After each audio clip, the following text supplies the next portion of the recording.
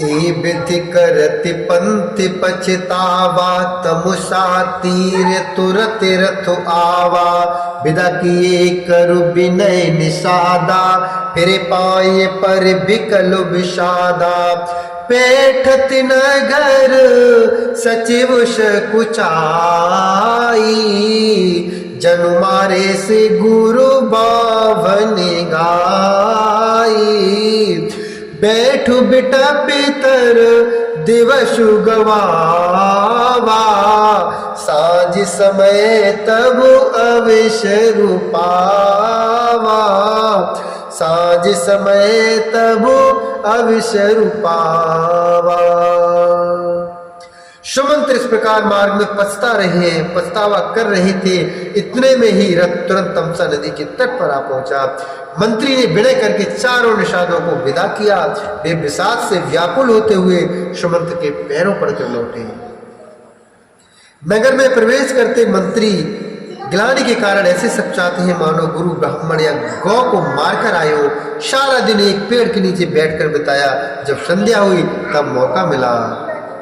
अवध प्रवेशु कीन अंधियारे, पैठो भवन रथु राखे द्वारे। जिन जिन समाचार सुनियाए, जिन जिन समाचार सुन पाए। भूप द्वार रथु देखने आए, रथु पहचान बिकल लख घोरे।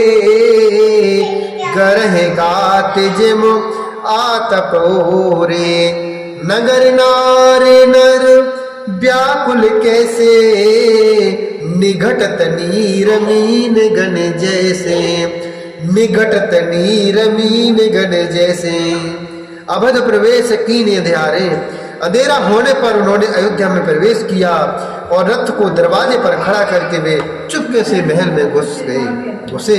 जिन जिन लोगों ने समाचार पाया, जिन जिन लोगों ने समाचार को सुना, वे सभी रथ को देखने राजद्वार पर आए। भूप द्वार रथ देखना आए।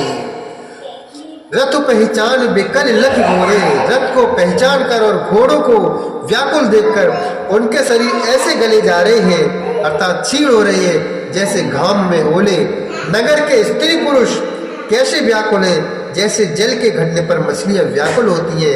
निघटत नीर मीन गण जैसे, जैसे जल कम होने पर मछली व्याकुल हो जाती है।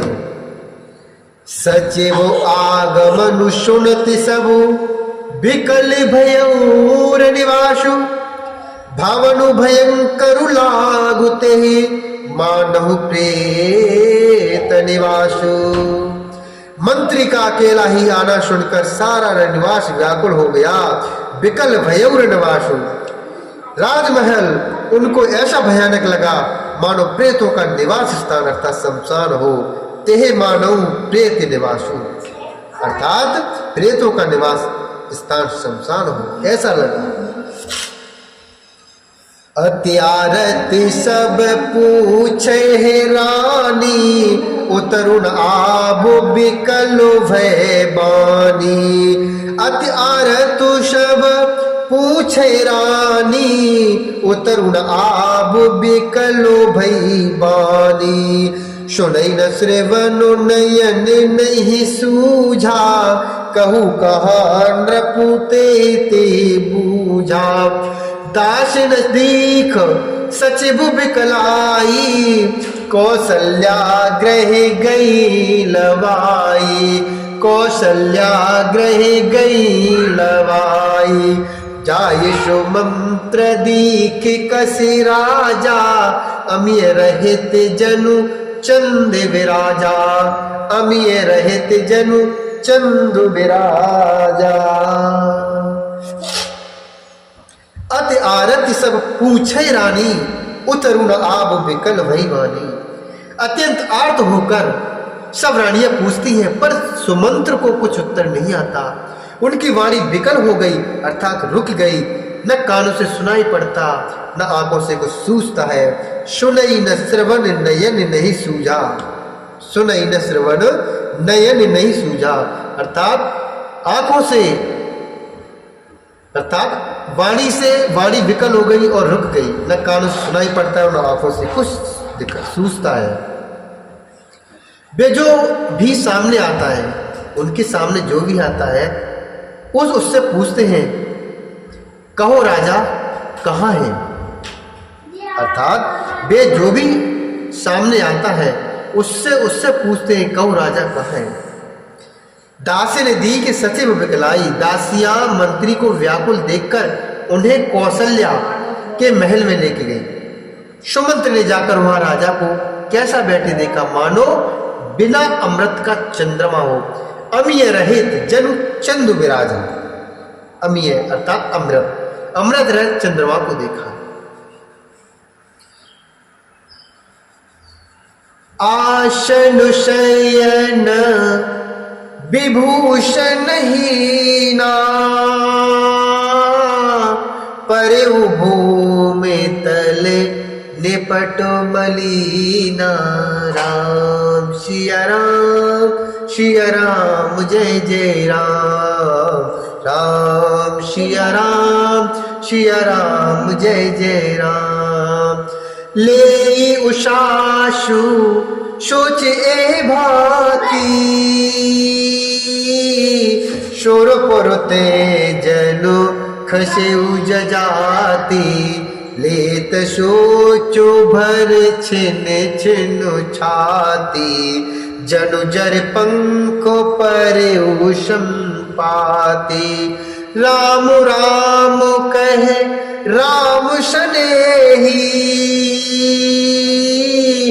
पुण्य कहे राम लखन बेदेही।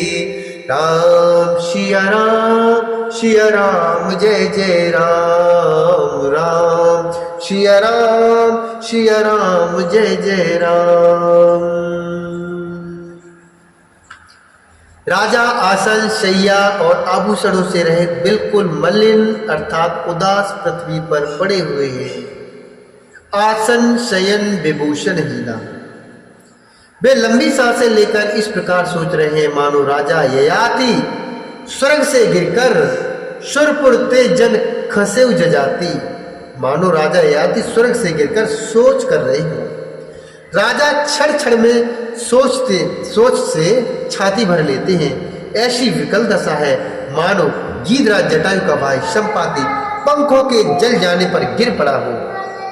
जनुजर पंख परेव संपाति, संपाति के पंख जल जाने पर जब वो पृथ्वी पर गिर पड़ा था, उस समय की बात राजा ने बोली। राजा बार बार राम राम हा स्नेही प्यारे राम कहते हैं, फिर हा राम, हा लक्ष्मण, हा जानकी, हा सीते ऐसा कहने लगते हैं। देख सचिव जय जीव कही, देख सचिव जय जीव कही, कीन्हु दंड प्रणामो।